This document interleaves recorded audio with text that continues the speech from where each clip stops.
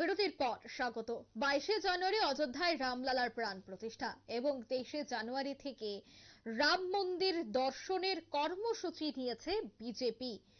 আগামী মার্চ পর্যন্ত এই কর্মসূচি থাকবে বিজেপির, অর্থাৎ গোটা দেশ জুড়ে বিভিন্ন ভক্তবৃন্দদের জন্য 23শে জানুয়ারি থেকে অযোধ্যার রাম মন্দির দর্শনের কর্মসূচি এবং যা অভিযান এই মুহূর্তে নিয়েছে বিজেপি, তাকে কেন্দ্র করে কিন্তু এবার রাজনৈতিক মহলে একাধিক প্রশ্ন উঠছে।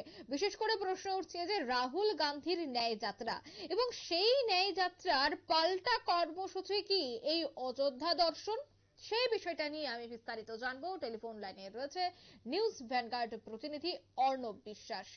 অর্ণব, একদিকে রাহুল গান্ধীর ন্যায় যাত্রা শুরু হচ্ছে আজ থেকে, অন্যদিকে রাম মন্দির উদ্বোধন বা রাম মন্দির কর্মসূচি, অযোধ্যা দর্শন, কি বলবে পাল্টা এই কর্মসূচি বিজেপির? আপাত দৃষ্টিতে অবশ্যই এটা মনে হচ্ছে অঙ্কিতা যে রাহুল গান্ধী ন্যায় যাত্রা এবং তার পাল্টা কিন্তু এই মুহূর্তে অযোধ্যা দর্শন কর্মসূচি অবশ্যই নিয়েছে বিজেপি। এবং অযোধ্যা দর্শন কর্মসূচিকে কেন্দ্র করে ইতিমধ্যেই কিন্তু বিজেপি দলের পক্ষ থেকে কিন্তু নানান প্রস্তুতি শুরু করে দেওয়া হয়েছে। স্বাভাবিকভাবেই তোমাকে যদি একটু জানিয়ে রাখি যে 23শে জানুয়ারি থেকে কিন্তু শুরু হতে চলেছে অযোধ্যা দর্শন কর্মসূচি এবং রাহুল গান্ধীর যে ন্যায় যাত্রা সেই যাত্রা কিন্তু শুরু হতে হতে চলেছে আজ অর্থাৎ 14 জানুয়ারি থেকে। স্বাভাবিকভাবে এক প্রকার বলা যেতেই পারে, আপাত দৃষ্টিতে কিন্তু তাই মনে হচ্ছে যে ন্যায় যাত্রার পাল্টা এই অযোধ্যা দর্শন যাত্রা। এই অযোধ্যা দর্শন যাত্রাকে কেন্দ্র করে কি কি করছে বিজেপি? 2 মাসে 2 কোটি দেশবাসীকে ভারতের বিভিন্ন প্রান্ত থেকে অযোধ্যার রাম মন্দির দর্শন করানো হবে, এই কথাই কিন্তু বলছে এই মুহূর্তে বিজেপি। তার পাশাপাশি সেই সিদ্ধান্ত নেওয়ার পর সেখানে কিন্তু দেখা যাচ্ছে, যেটা আমি তোমাকে অলরেডি বললাম, যে 14 মার্চ পর্যন্ত চলবে রাহুল গান্ধীর ন্যায় যাত্রা। এবং এই সময় কিন্তু বিজেপি 23শে জানুয়ারি থেকে পাল্টা কর্মসূচি শুরু করে দিয়েছে, অযোধ্যা দর্শন অভিযান।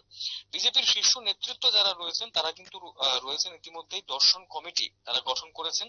দলের কেন্দ্রীয় নেতা যিনি রয়েছেন BL সন্তোষ, সুনীল বানসাল এবং তরুণ চুগের মতো নেতারা, তারা কিন্তু গোটা কর্মসূচি যেটা রয়েছে সেটাকে দেখভাল করছেন, নজরদারি করবেন, এমনটাই কিন্তু জানা গেছে। বিজেপির পক্ষ থেকে কিন্তু এই মুহূর্তে যেটা প্রচার করা হচ্ছে অঙ্কিতা, যে এই যে দর্শন কর্মসূচি, সেই দর্শন কর্মসূচি পুরোপুরি বিনামূল্যে করা হবে, অর্থাৎ বাড়ি থেকে বেরিয়ে পুরো বাড়ি ফেরা পর্যন্ত কোনো পয়সা লাগবে না দর্শনার্থীদের, এমন ভাবেই কিন্তু সেটা প্রচার করা হচ্ছে। রাম দর্শন প্রচার কমিটির পক্ষ থেকে দেশের বিভিন্ন প্রান্তে এই শিবিরগুলো খোলা হয়েছে, যাদের মাধ্যমে এই অযোধ্যা দর্শন কর্মসূচি করতে চলেছে বিজেপি। আবারও তোমাকে জানিয়ে রাখি অঙ্কিতা, প্রাথমিকভাবে কিন্তু এই দর্শন কর্মসূচির বিস্তারিত জানানো হয়েছে। সেখানে রেজিস্ট্রেশন করতে হবে, রেজিস্ট্রেশন করলেই কিন্তু সবকিছু বিনামূল্যে, অন্তত পক্ষে এমনটাই কিন্তু বলছে বিজেপির যারা কর্মকর্তারা রয়েছেন তারা।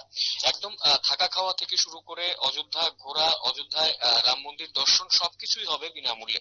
স্বাভাবিকভাবেই একটা জিনিস যেটা বোঝাই যাচ্ছে যে একদিকে রাহুল গান্ধীর ন্যায় যাত্রার দিকে মানুষ ঝুঁকছে, কিন্তু অন্যদিকে বিজেপিও যে বসে নেই তার কিন্তু অবশ্যই একটা প্রমাণ। এবং রাম মন্দিরকে তুরুপের তাস করতে চাইছে বিজেপি, এবং তার জন্য অলরেডি রাম মন্দিরের উদ্বোধন হতে চলেছে 22 তারিখ। সেটা নিয়ে তো ইতিমধ্যেই নানান প্রস্তুতি রয়েছে, নানান বিষয়ে ইতিমধ্যে সবকিছু প্রস্তুতি তুঙ্গে রয়েছে।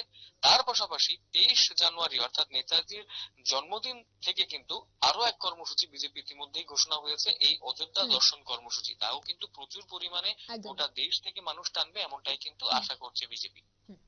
ধন্যবাদ অর্ণব। 23শে জানুয়ারি থেকে অযোধ্যা দর্শন অভিযান কর্মসূচি নিয়েছে বিজেপি, অর্থাৎ বিজেপির বড় কর্মসূচি। আগামী মার্চ পর্যন্ত এই কর্মসূচি চালিয়ে রাখবে দলের কর্মীরা। নিয়ে নিচ্ছে ছোট্ট একটি বিজ্ঞাপনী বিরতি, সঙ্গে থাকুন।